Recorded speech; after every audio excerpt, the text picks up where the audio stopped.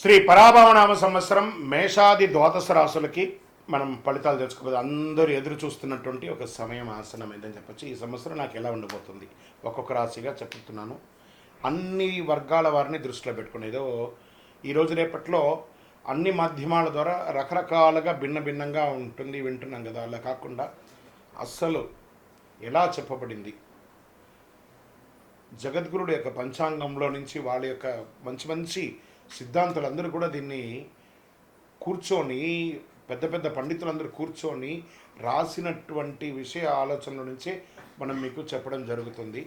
ఈ సంవత్సరం ఈసారి 100కు 100 మార్కులు తెచ్చుకున్నటువంటి రాసులు ఏదైనా ఉందంటే అది కన్యా రాశికి చెప్పచ్చు. మరి ఇంకొక రాశి నేను కమింగ్లో చెప్తాను.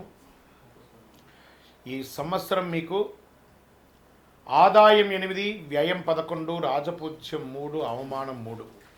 సరే, ఈ సంవత్సరం మీరు ఎలా ఉండబోతున్నారంటే కొన్ని సవాళ్ళు వచ్చిన తెలివితేటలతో మీరు సహనం క్రమశిక్షణతో ముందుకెళ్తారు. గోచార ప్రకారం శని భగవానుడు మీనరాశులు 7వ స్థానంలో సంచరిస్తున్నారు. భాగస్వామ్య సంబంధాలు జాగ్రత్తలు అవసరం. పార్ట్నర్షిప్ లేదా హస్బెండ్ అండ్ వైఫ్ హస్బెండ్ మధ్యలో వ్యాపార ఒప్పందాల్లో ఆశించిన దాన్ని నిర్ణయం తీసుకోవాలి. సహనం ఉంటే ప్రయోజనం. గురు భగవానుడు ప్రారంభంలో 10వ ఇంట్లో, జూన్ 2 గురు భగవానుడు 11వ ఇంటికి, అక్టోబర్ 31 12వ ఇంటికి, జనవరి 25 2027 తిరిగి 11 ఇంటికి వస్తున్నారు. ఆదాయం మీరు చెప్పక్కర్లేదు, గెట్ రెడీ. ఏమేమి అవసరాలు ఉన్నాయి లిస్టు వేసుకోండి. కన్యా రాశి మిత్రులారా, సాధిస్తారు. ఈ సంవత్సరం అంత బాగుంది. మీకు లిస్ట్ వేసుకోండి. నాకు ఇది కావాలి, ఎస్ డన్. నాకు ఇల్లు కావాలి, డన్. నాకు ఉద్యోగం కావాలి, డన్. నాకు వాహనం కావాలి, డన్.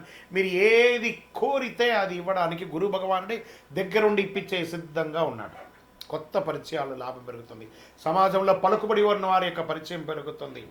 ఎంత అద్భుతంగా ఉంటున్నారంటే రాహుకేతువులు 6వ ఇంట, కేతు 12వ ఇంట్లో ప్రారంభంలో. రాహు మళ్ళీ డిసెంబర్ 6వ తారీఖున 5వ ఇంట, కేతు 11వ ఇంట. శత్రువులపై విజయం సాధిస్తారు. పోటీ పరీక్షలో విజయం సాధిస్తారు. విద్యలో అభివృద్ధి చెందుతారు. ఎంత బాగుందంటే ఆర్థికంగా ఆదాయం క్రమక్రమంగా దినదిన ప్రవర్తమానం ఇంతింతై వటుడింతై దానింతై నపో వీధికి అన్నట్టుగా దినదిన ప్రవర్తమానం ఎదుగుతూనే ఉంటారు. కానీ ఖర్చులు కూడా నియంత్రించాలి, తప్పదు. ఇంకా ఉద్యోగస్తులు ఉన్నారు చూసారా, ఎన్నో రోజులుగా ప్రభుత్వ ఉద్యోగంలో మాకు పర్మనెంట్ కాలేదు, పర్మనెంట్ అవుతుంది. నాకు ప్రమోషన్స్ కావాలి, వస్తుంది. నాకు ఇంక్రిమెంట్స్ కావాలి, వస్తుంది.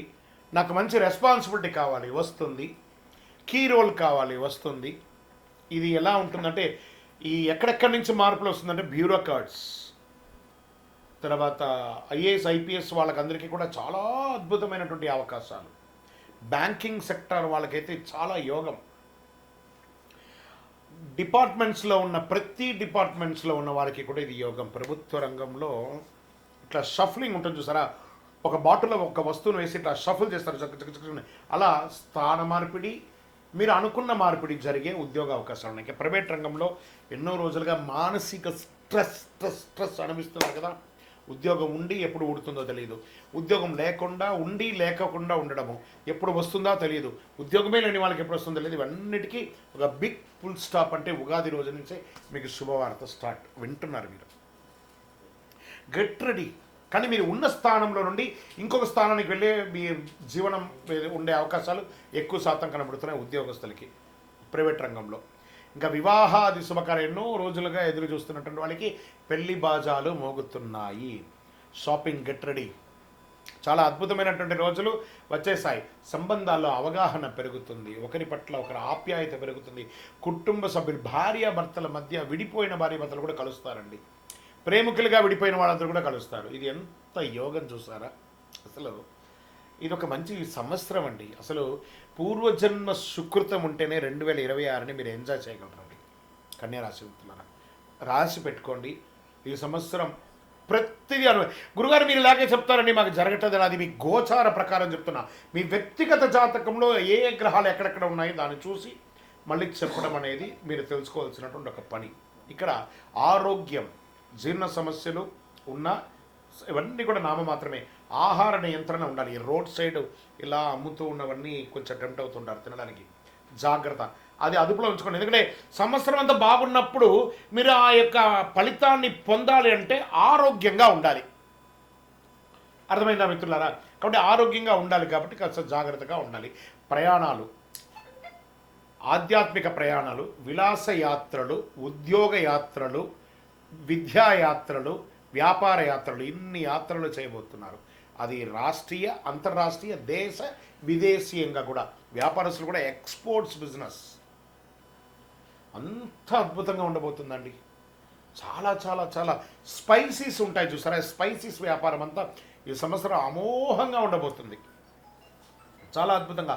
ఈ పూలు ఉంటుంది చూసారా, ఫ్లవర్స్, ఈ ఫ్లవర్స్ బిజినెస్, వెజిటబుల్ బిజినెస్ వాళ్ళకైతే, ఎక్స్పోర్ట్ చేసే వాళ్ళకి చాలా అద్భుతంగా ఉండబోతుందని కూడా చెప్పచ్చు. ఎలక్ట్రానిక్ గుడ్స్ మీద పెట్టుబడి పెట్టకండి, కొంచెం తగ్గే అవకాశాలు బాగా కనబడుతున్నాయి.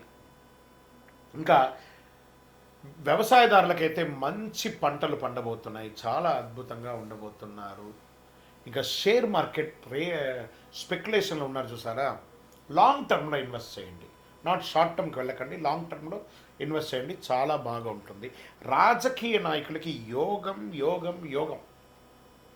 ఏమో గుర్రం పైకి ఎగరావచ్చన్నట్టుగా మీరు ఏ పదవిలోకి వెళ్తారో మీకే తెలియదు.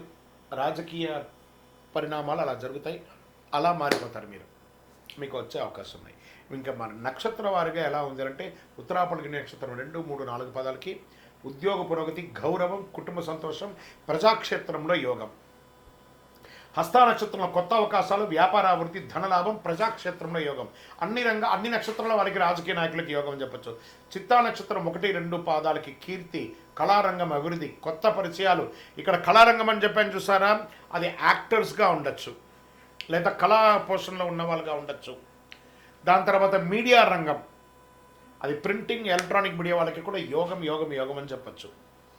అన్ని రకాలుగా బాగుంటారండి ఈ సంవత్సరం, అసలు పట్టిందల్లా బంగారం. ఇంకా అదృష్ట సూచన అని చెప్తే మీకు 5, 6, 8 అనే నంబర్లు మీకు అదృష్ట సంఖ్యలు. అదృష్ట రోజులు బుధవారం, శుక్రవారం. అదృష్ట రంగులు పచ్చ, ఆకుపచ్చ, మరి తెలుపు. ఇంకా మీకు ఏం పరిహారాలు ఉన్నాయి అంటే, బాగుంది కదా టైం, అప్పుడు మనం ఏం చేయాలంటే ఎక్కువ శాతం కృతజ్ఞత చెప్పాలంట దేవుడికి.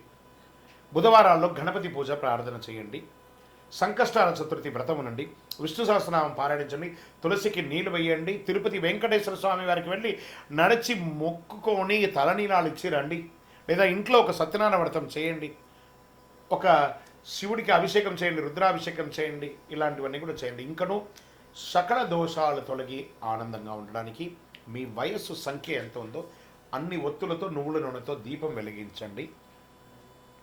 గురుగారు, మీ ద్వారా మేము వ్యక్తిగత జాతకం తెలుసుకోవాలనుకుంటున్నాం గురుగారు అంటే, నేనేమంటున్నాను, మీ పరిసర ప్రాంతాల్లో ఉన్నటువంటి గురువుల దగ్గర సంప్రదించి మీ జాతకం తెలుసుకోండి, లేదా మా ద్వారా తెలుసుకోవాలంటే డిస్ప్లేలో కనబడుతున్నటువంటి నెంబర్కి మీ పేరు, date of birth, time of birth, place of birth WhatsApp చేయండి. కాల్ చేయకండి, మా అడ్మిన్స్ మీకు రిప్లై ఇస్తారు. ఇంకా కొంచెం ఫలితం మాకు కావాలి గురుగారు, శీఘ్ర ఫలితం కావాలనుకుంటే ఒక 48 రోజులు పూజ చేసినటువంటి అతి శక్తివంతమైనటువంటి కరుంగాళిమాల, 48 రోజులు దీనికి పూజ చేసి, చండీ సప్తసతి హోమాదులు చేసి, సుదర్శన హోమం చేసి, సుబ్రహ్మణ్య భుజంగ పారాయణం చేసి సిద్ధంగా ఉంది. కావాల్సిన సంప్రదించండి. విజయోస్తు.